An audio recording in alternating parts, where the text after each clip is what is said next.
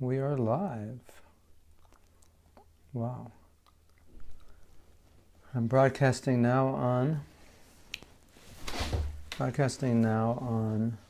the iPad in a very low seat. I have to sit up. And I need my computer. I'm going to read something. I decided that the iPad was much better than the phone, and using this new microphone I got in my phone, the phone has the way it processes sound. It doesn't sound proper, so this sounds much better, as you can probably tell. Maybe I'll put the computer over here. I decided that today we would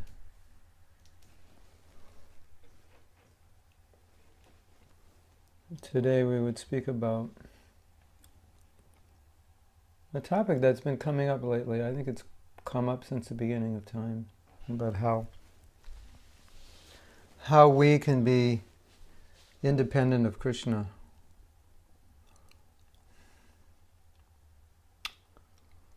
Okay, I'm gonna do something now. And this, I can't see chat, so I have to fool around a little bit. If somehow we become disconnected, I will reconnect. I'm going to see if I can access chat, because there's nothing here that is telling me where I can access chat. It's telling me I can title my broadcast. So I'm going to do that. Let's see what happens. We're going to title this Turning from Krishna. It's kind of a depressing topic. But it's real. It did happen.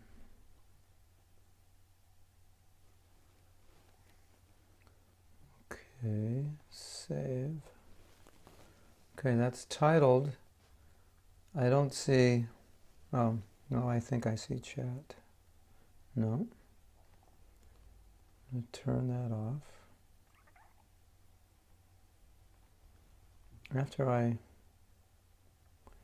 Okay. Now, I'm going to hit something else. Yeah, now I can see chat. No messages. Okay. So, I think using the iPad Air, which was a gift given to me, is better than using my phone. I think the quality is better. Definitely the quality of sound is better. And we have this big window here. So I kind of wanted to move in a way that I don't have this dramatic effect of light that's all just on one side of my head. And sinking down in the chair. Anyway, I'm going to be sinking in the chair a little bit. Oh, there's a cushion. I'll sit on a cushion. That will raise me. I'll become more elevated. Hold on. This is good. Let's try this. Yeah, this is perfect. Okay. I hope you all like that. This was a gift by a devotee in London. I probably would like to remain anonymous, but he was repairing my iPad and he just came back with a new one. And then Leela Shakti gave me the gift of a microphone, which I told her about. She always recorded my classes, and I said, you can get this microphone and plug it right into your phone, and you get these really good recordings. So I'm using that now. Anyway, so what's been happening lately, which it always happens, is devotees, they are confronted with this problem.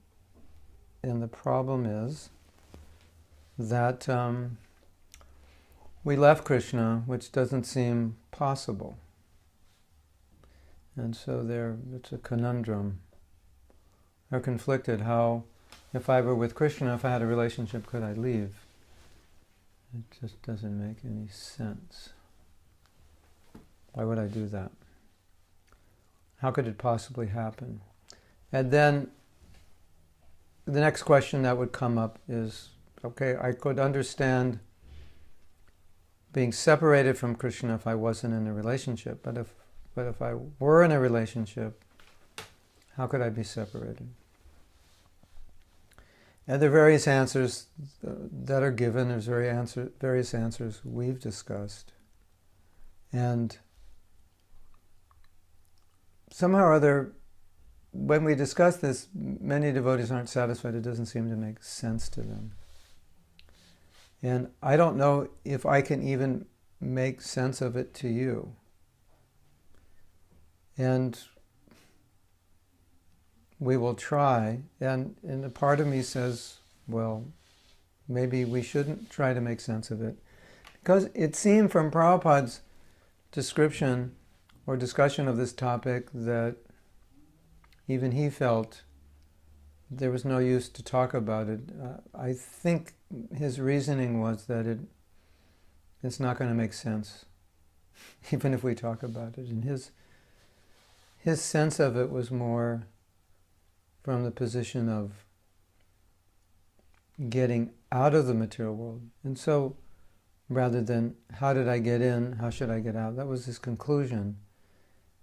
Again, based on the conviction that we're not going to really understand it that much. But anyway, we can discuss it from a philosophical point of view. The conditioned soul, the jiva, we are known as jiva. Jiva tattva. Tattva means truth. And the position of the jiva tattva is that they can choose between Krishna and non-Krishna, or they can choose Maya. That's what we call tatastha, means marginal. You can go either way. You have that choice. You have that free will. I wanted to read something about free will because this is where it starts. And this is from a lecture that Prabhupada gave. I don't know when he gave it because it's in the Perfection of Yoga, and once it's in the book, you don't, unless they describe when and where the lecture was given. I don't know. I could go up and see if they do. No, it's just each chapter is a lecture, but it doesn't describe where it was given. It is the duty of everyone to become Krishna conscious and to serve the cause of Krishna. When one actually realizes this, he becomes a Mahatma, or a great soul. In Bhagavad Gita, Krishna says that after many births, when one comes to the platform of real knowledge, he surrenders unto me. Why is this? Vasudeva Sarvam Iti. Bhagavad Gita 7:19. The wise man realizes that, quote, Vasudeva Krishna is everything. However, Krishna says that such a great soul is rarely found. Why is this? If an intelligent person comes to understand that the ultimate goal of life is to surrender unto Krishna, why should he hesitate? Why not surrender immediately? What is the point in waiting so many births? Because this verse says, Vasudeva Sarvamiti Sa Mahatma Sudurlabha. That we wait many births till we surrender to Krishna. So Prabhupada's saying, what's the point of waiting? When one comes to the point of surrender, he becomes a real sannyasi.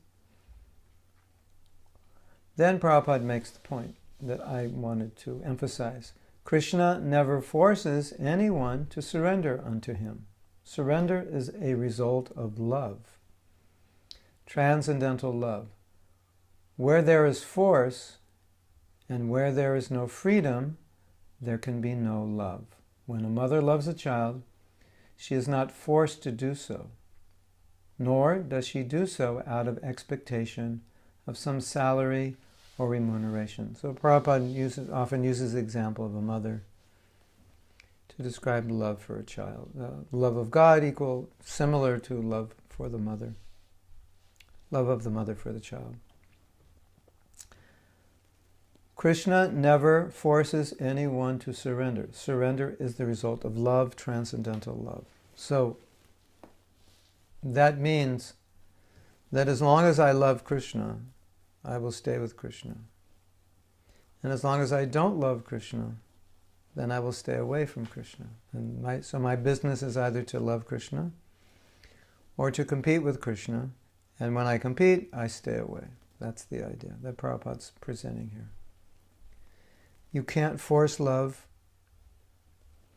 or you can't force surrender. Surrender is a byproduct of love. Krishna never forces anyone to surrender. Surrender is a result of love, transcendental love. Where there is force, and where there is no freedom, there can be no love. Right? So when we talk about love of Krishna, and we talk about the nature of the jiva, one thing we emphasize here is that the jiva has the choice to not love Krishna. Now, the question comes, does the jiva have a choice not to love Krishna when he's in Krishna Lila? Because that's where the confusion comes. Well, let's first start with the principle. At least here, now, in our condition, we definitely have a choice not to love Krishna. That's for sure. And everybody agrees on that. And until we're with Krishna in Leela, everyone will agree, until we're a liberated soul, even if we're liberated in Brahman, Bhagavatam says, you have free will and you can come out of Brahman. It's not upward mobility entirely. It may end in Brahman, and then one develops a desire to enjoy, and then one comes back from Brahman into the material world. So at least we all agree upon this much, that we have free will, we have free choice, and until we're in relationship with Krishna, we always have the free will to choose to turn to Krishna or turn away from Krishna. Now our philosophy is that we've turned away from Krishna.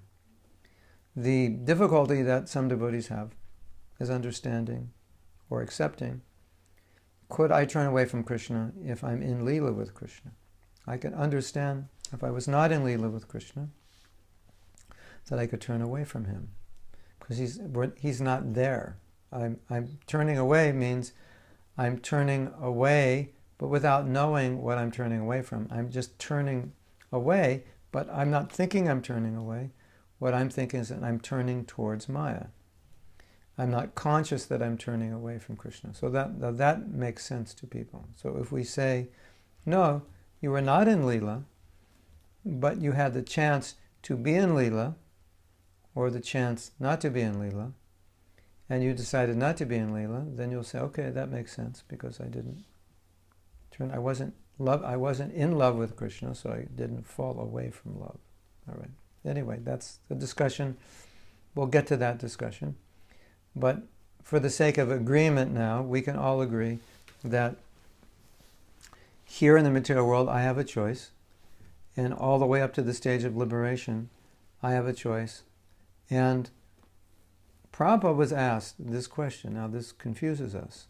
This is a topic which is confusing, which is why I said Prabhupada didn't think there was a great value in discussing it, although some devotees believe the value was there in establishing the Siddhanta as something which is necessary for us as an organization to know the right Siddhanta. But Prabhupada was asked, if you go back to Godhead, can you fall down? And he said, yes.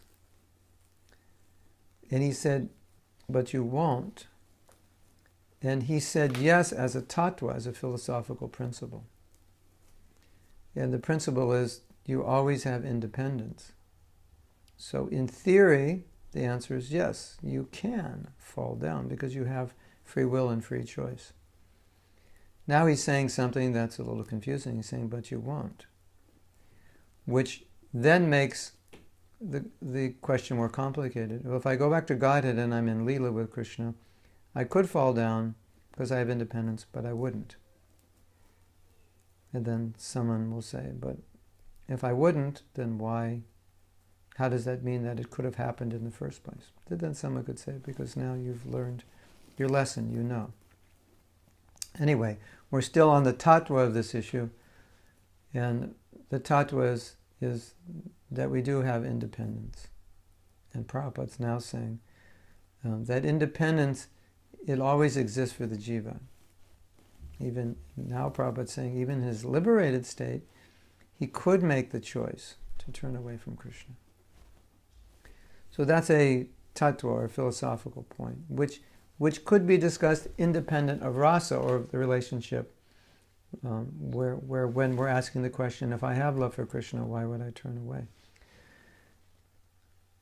We understand from Bhagavatam that Bharat Maharaj had fallen down in Krishna consciousness from the stage of bhava. And Prabhupada has therefore told us there and in other places that even on the stage of bhava, one can turn away from Krishna. One can fall away. And that's interesting.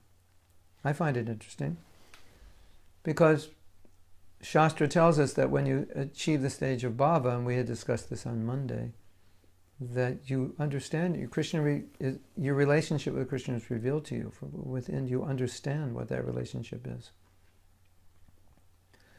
So if you can fall from bhava, that means you fall from relationship, at least that relationship is awakened. You realize what rasa you're in.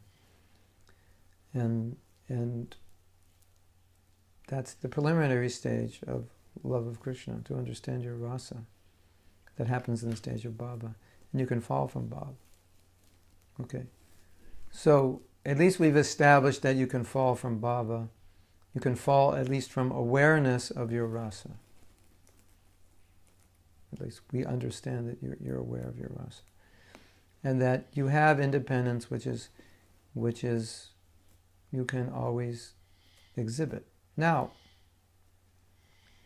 when Prabhupada said you could fall, someone could argue, was Prabhupada talking about Vaikuntha, or was he talking about fall from Krishna Lila on this planet?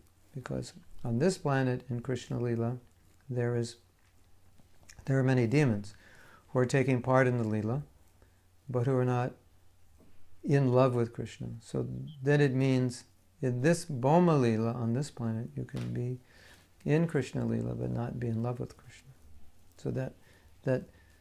So we understand that you can be in Krishna Lila with Krishna if you're a jiva soul in Bhoma Lila, and you still have the choice to turn away. Bhoma Lila is meant for training. You go after, if you chant 16 rounds, follow the 4 regulative principles. Prabhupada said you would go back to Godhead, and then Prabhupada explained that you need to be trained to go back to Godhead, and you're trained in the Lila on this planet. And then, so you enter that Lila in Bhav, in the stage of Bhava, that preliminary stage. If you were in Prema, you would go straight to Krishna. But because you're in Bhava, then you come here to be trained. Come here on this planet in Braj Lila, engage in the pastimes, and then become trained, which means all contamination is removed, and then you achieve the stage of Prema. And from the stage of Prema, then you enter your eternal Lila with Krishna. Now, if you don't reach a stage of Prema,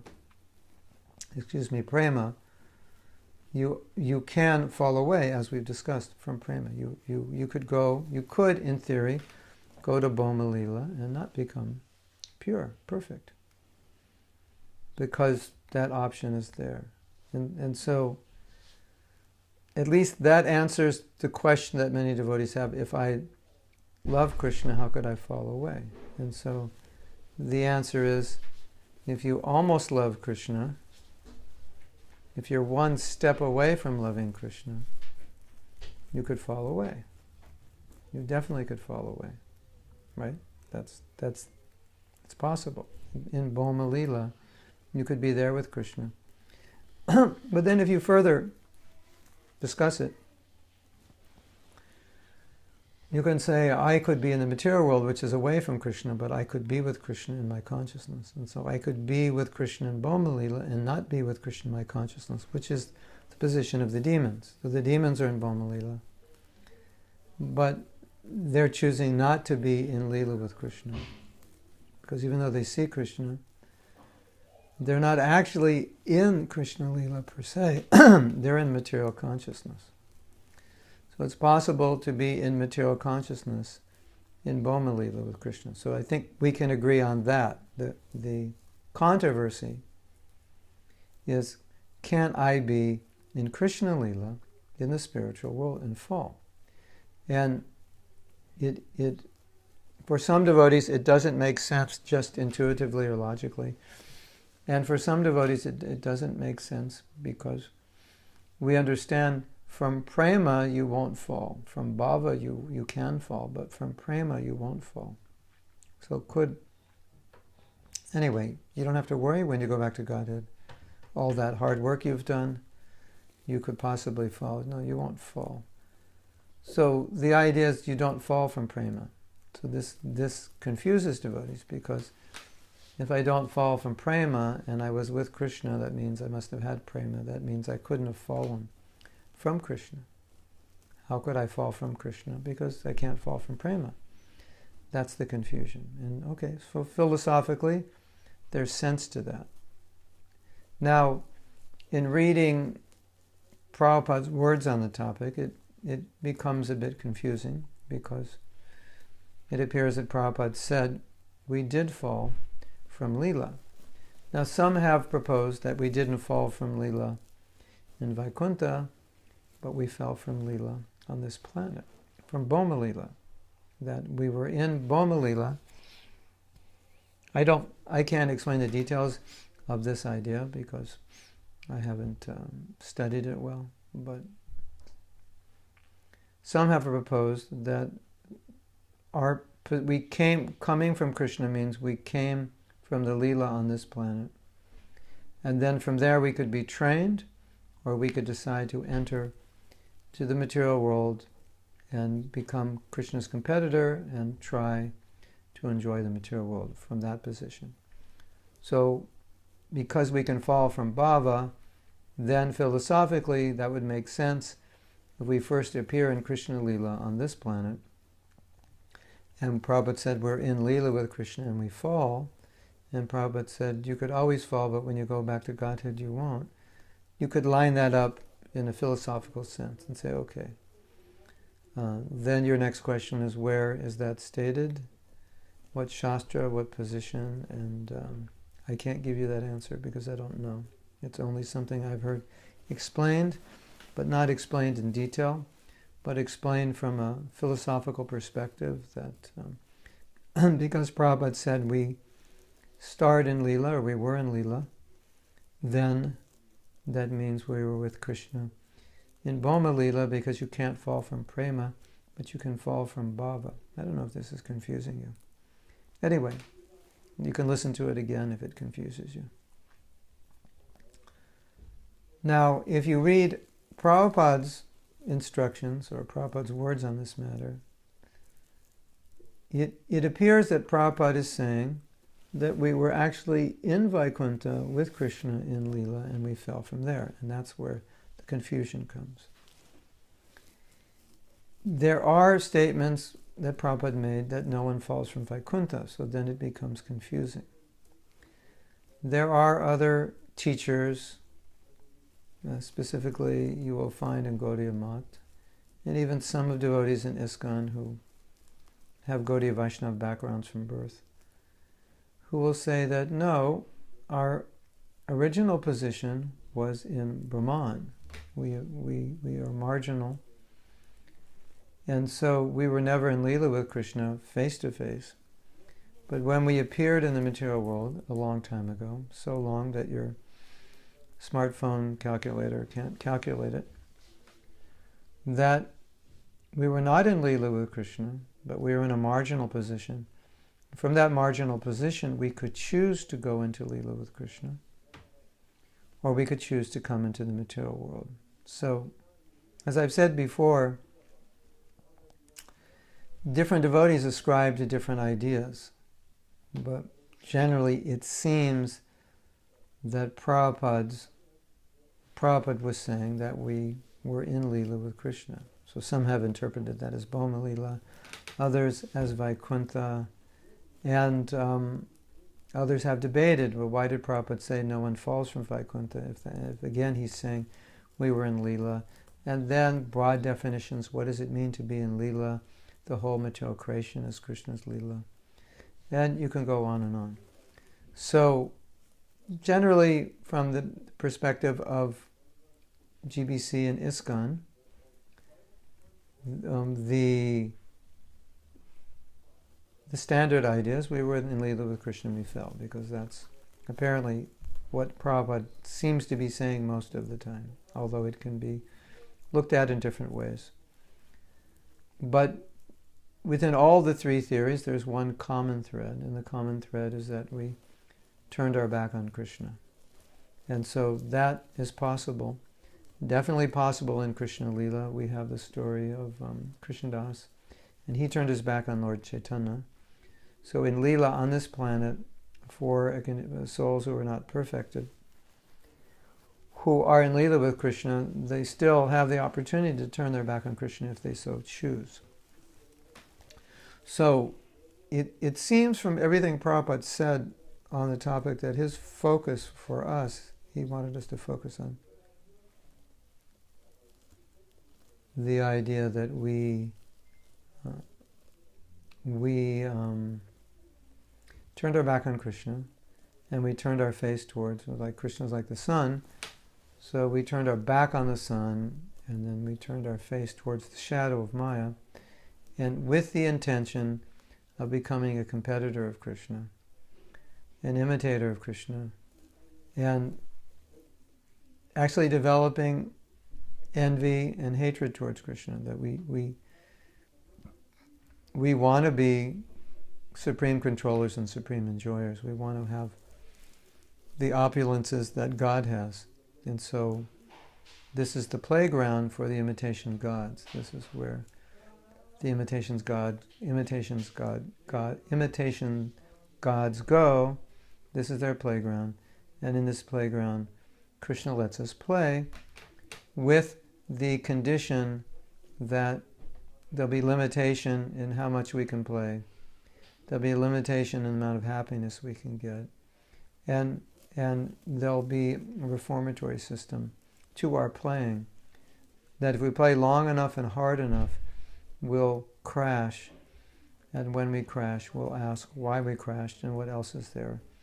And then we will begin to be ready for spiritual life.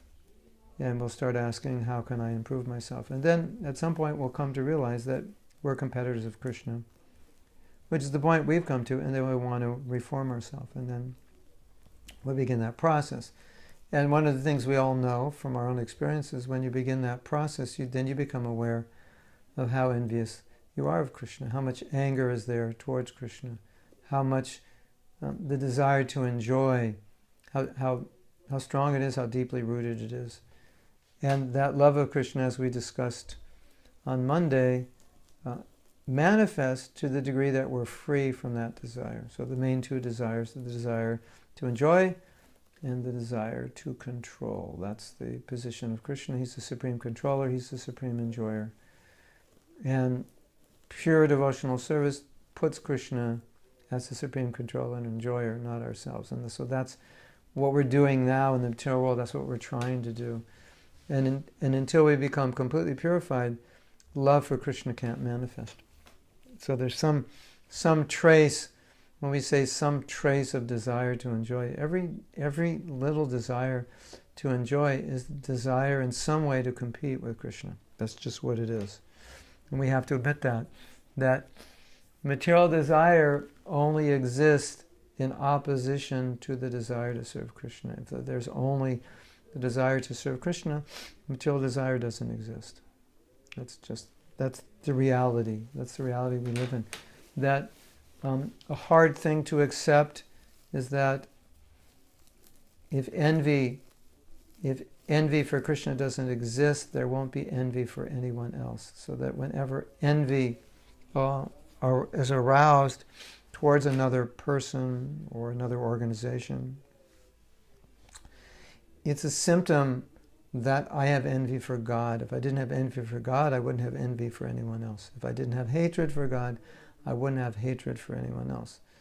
What's difficult often for us to accept is that we don't feel that we're envious of God. We don't feel that we hate God. But as you become purified, you start to see the manifestations of that hatred in your material desires, and you see them as directly, as direct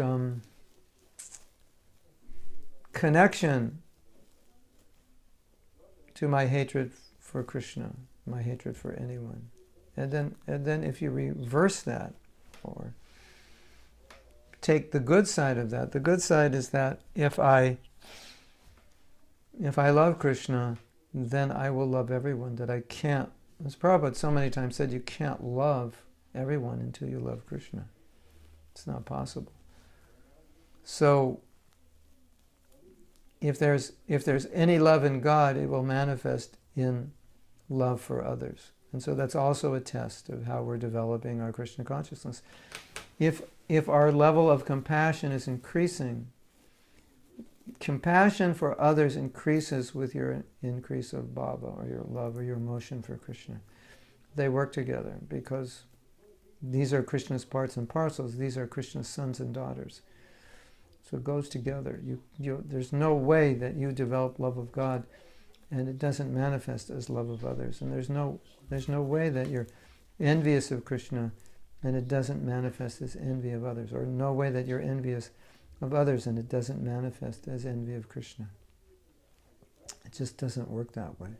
So that's something we have to be real about in ourselves. When we feel envy or jealousy, when we feel anger or hatred, it's in some way a frustration that I'm not the supreme enjoyer and supreme controller. Even we're not conscious of that. But that's like that original mentality that brought us in the material world. And Krishna describes it in the Gita. Icha dvesha samuttena dvando mahena bharata. Icha means desire, dvesha means hatred. So desire and hatred are manifestations of desire to enjoy and control. I want to be like Krishna.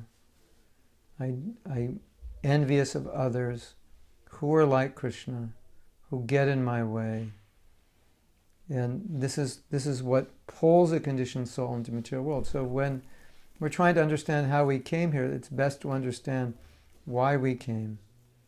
Not exactly where from, but we came because of this envy of Krishna, of his position, some way to imitate it and be like it. And so that's the force that's keeping us here, and that's the force we're working against in our sadhana to become Krishna conscious.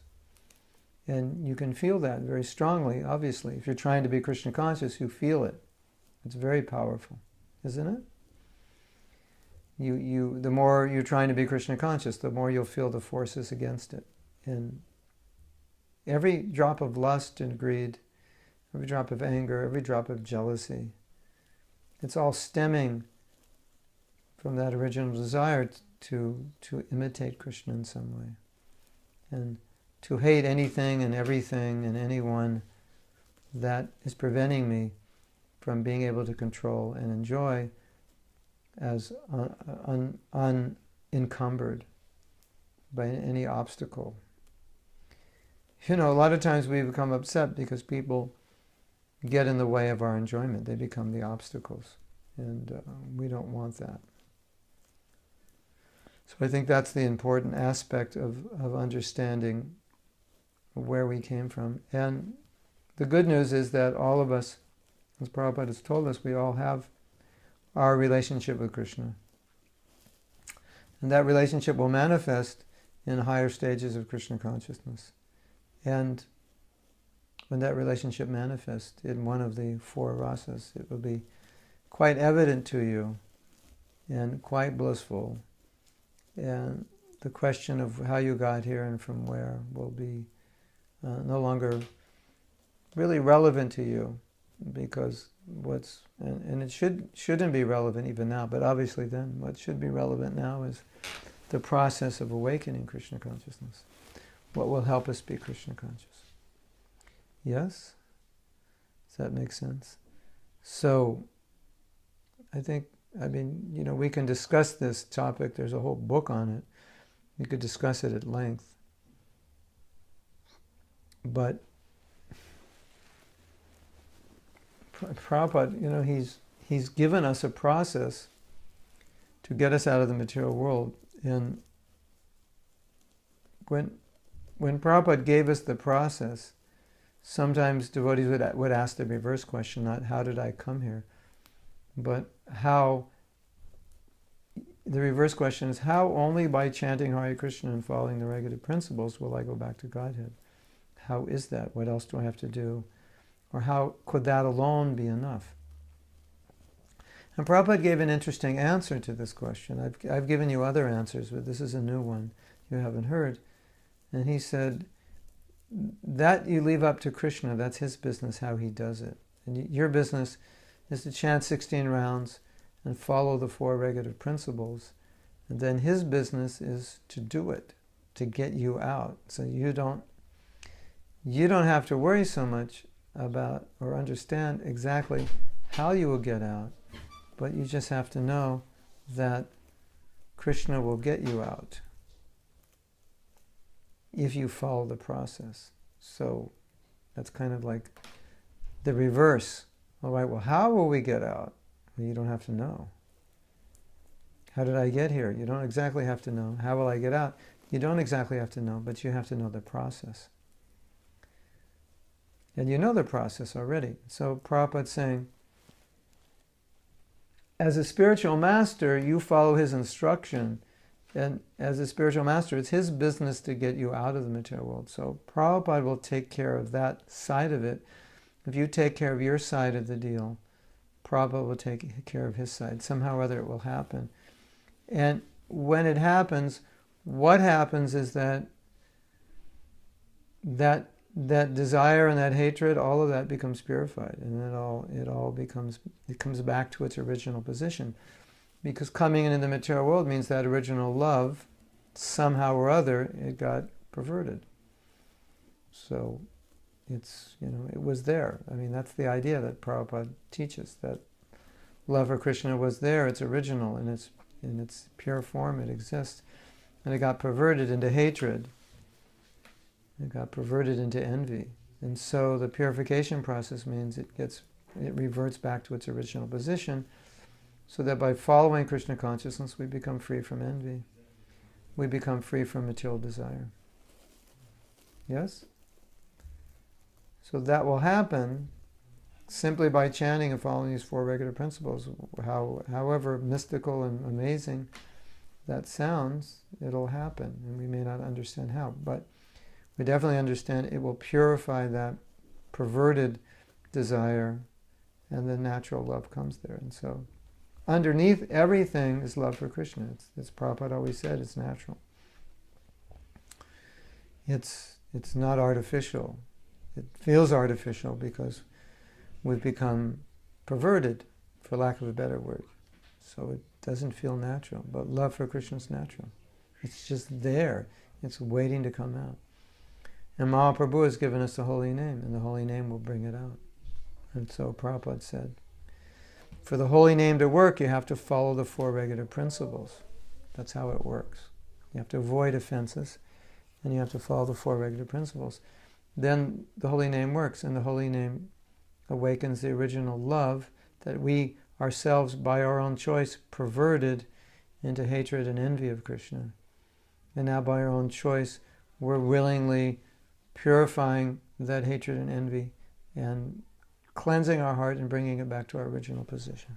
So, I think that's enough said. And we've gone 40 minutes, so now I'll take time if you have any questions on this topic. And then I also want to know, there's 2 things. I've switched to this iPad, and so number 1, I want to know if the picture is more clear or in any way better than it was on my phone. And I want to know if the sound is better, because as far as I can tell for sure, the sound is better, because my phone has some kind of automatic volume adjustment that basically destroys the advantage of using this microphone. It destroys a lot of it. And my tests with this microphone and this phone and the iPad have been very good. As far as the picture, I can't really tell, but to my eyes, it seems quite good. Sound is good for sure. And the picture, it's any better or different than normally? Yeah, okay, everything's good. All right, so that's good. So we're gonna try to find a stand for the iPad, and then we're going to use that along with this microphone, so we'll have better recordings. And yeah. So now we're getting yeah. So if you have any questions, let me know. There has been a lot written on this topic. You don't understand what happened long ago when you decided to come to the material world? Why you decided? What don't you understand? What happened? How you ended up here? Oh.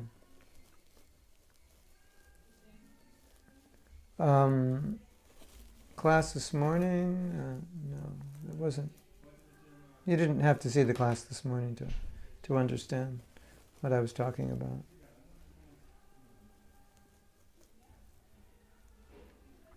I mean, the basic philosophy of Krishna consciousness is that Krishna consciousness has been perverted. Our original desires are pure, and it's been perverted, and so it turns into lust and greed and envy and so forth. And then so purification is just turning it back to its original position, returning to its original position. Just like if you're sick, then medicine will bring you back to your original position of health. So health is the position. That's Krishna consciousness. That's our position. That's our normal position.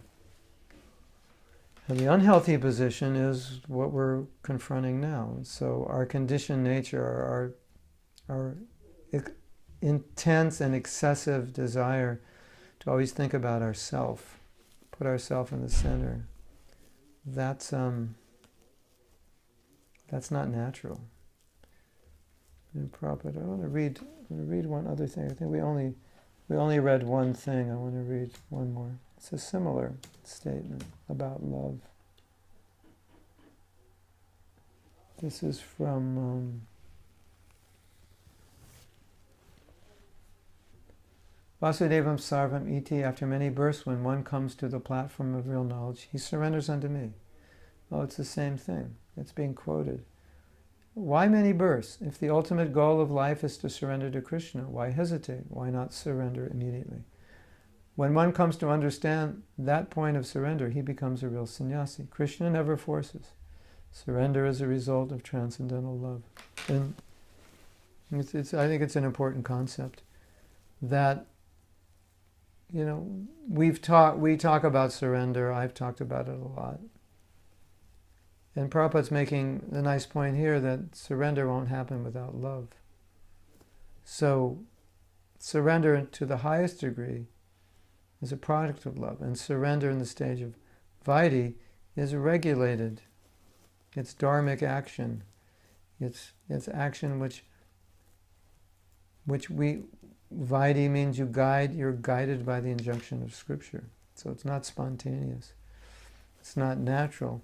You do it because it's your guru says or the Scripture says. That's what it is.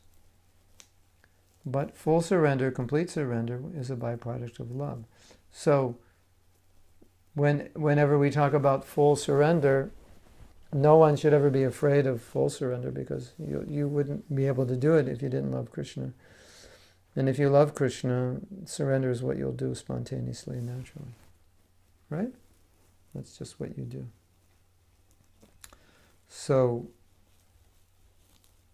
as I always say, surrender means love. Here, Prabhupada's saying, surrender is a result of love. So you could say, in a sense, surrender is love. Where there's surrender, there is love. But in the stage of bhakti, being motivated not by love, but by duty, we surrender. We do what Krishna wants us to do. That's our surrender. And then by doing that, love gradually, it develops little by little. So before you get all of it, you get a little bit of it. You get an inkling of it. Like before you maybe understand everything about a subject, you start to understand a little bit. And so in Krishna consciousness, you start to get a little bit of Krishna consciousness before you get a lot. So you don't get love, but you get a little bit. You get traces of it. And then when you get those traces, it pushes you further and further, and then it becomes more natural. See, the thing is, when you're practicing devotional service, it requires determination. But as you get to a higher stage, it becomes more natural, more spontaneous. And that natural, spontaneous service, that's just our normal position. So if you stick it out long enough, then you'll get to that stage where it's spontaneous and natural, and you'll be okay. Right? The main thing is you just stick it out no matter what. Yeah. Yes. The main thing is no matter how you feel now, no matter what you think of the future, what you think the future may hold, if you chant, follow the regular principles, try to avoid offenses, continue in your service, day in, day out, you'll get the result. It will happen. It's guaranteed. And you will get the taste. And you will someday come to the point where you actually have taste. And you're spontaneously attracted to serving Krishna. And all that hard work and all that sadhana will just make it worth it. That's how it works. And like you're saying, maybe we don't have faith. Well, sometimes we don't have faith because we're not experiencing it yet. And so faith means that I have faith that I will experience it at some point in time. Right? That's what it means. At some point in time, I'll experience it. At some point in time, I will be Krishna conscious. And I have faith that by executing this process, I will get it. And I have a desire to get it. And there's nothing more that I want other than this. And that's what keeps you going. And I can promise you that it works. And I can promise you that material life doesn't work. I've tried them both. Did my best at both. And Krishna consciousness works. And whatever anxiety you have to endure within Krishna consciousness to become advanced, you'll appreciate it as you grow older. You'll appreciate the effects of it. You will feel the effects. And you'll never regret having done those austerities. The only regrets you'll have in your life, at the end of your life, is the time you wasted in sense gratification. You'll never regret the time you'll never regret any service you did. You'll never regret any sadhana you did. You'll never regret any austerity you did. You'll only regret the lack of these things. And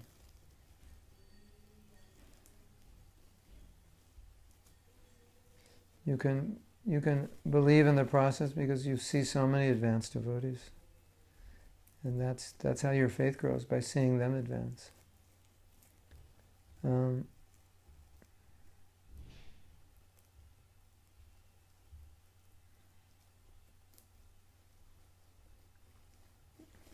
Dustin saying, it seems like we are so shocked to hear. We envy Krishna because it may not feel like it. Like envy, they usually feel in the material world, yeah.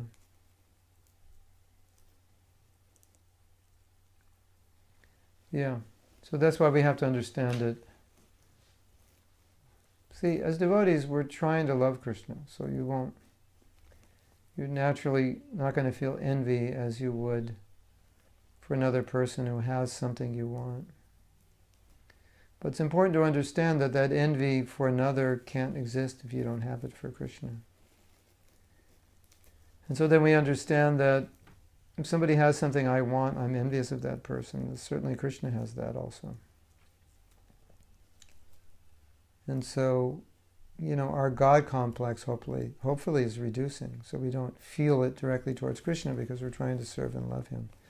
But at least we should understand it's connected. And until we become free from that envy of Krishna, we won't perfectly be free from that envy for others.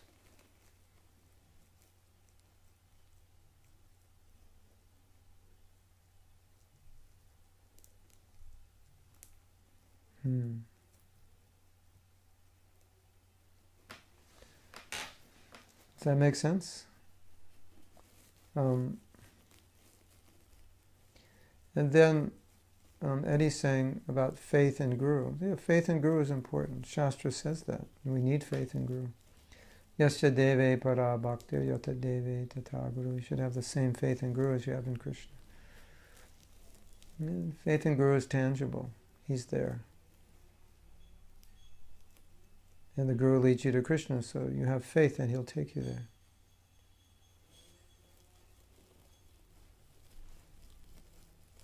Yes. And you surrender to your Guru, yeah. So now we can take both of your points, and we take the point that we're envious of Krishna. Okay. But then Krishna sends Guru and says, here's my representative, serve him like you would serve me. And the Guru is very affectionate and kind. And we don't compete with the Guru, we just try to serve him. So in that way we purify that tendency to be envious.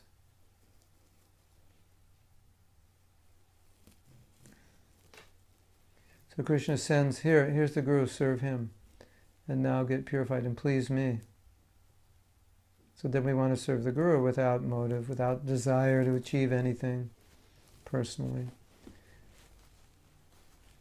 And so Krishna allows us to purify ourselves of that envy by loving the Guru. And we're talking about that in one of our classes on Monday. I don't know if you heard it. Well, Krishna sends the Guru so we can learn, or not learn, but we naturally can show affection to the Guru and actually love the Guru before we love Krishna. So that's Krishna's special mercy, because he accepts that love and affection. Right?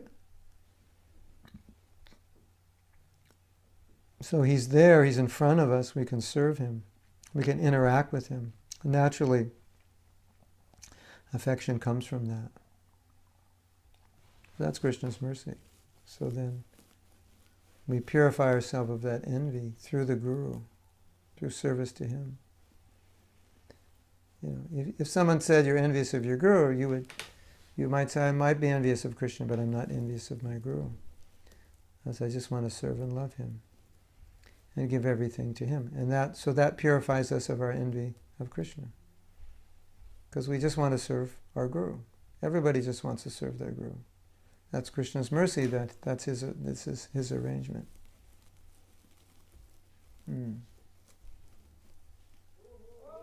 We can't envy another person unless we envy Krishna, yeah. No, you could envy your Guru, that's possible. But generally it doesn't happen like that. Because the Guru is showing so much affection, you naturally want to reciprocate. He's giving you so much. So, as Prabhupada said, you always feel indebted to your Guru, so you're always trying to serve him. And therefore, the relationship between the Guru and disciple is very pure.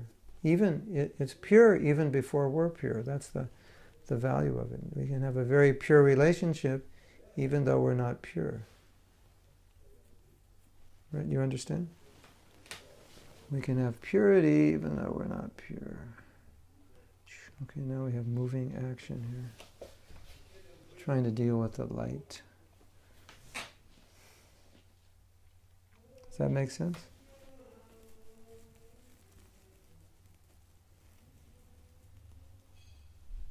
We can surrender more easily to the Guru. We can surrender more fully to the Guru. We can be on a very low level of Krishna consciousness, but we can be on a high level of surrender to the Guru.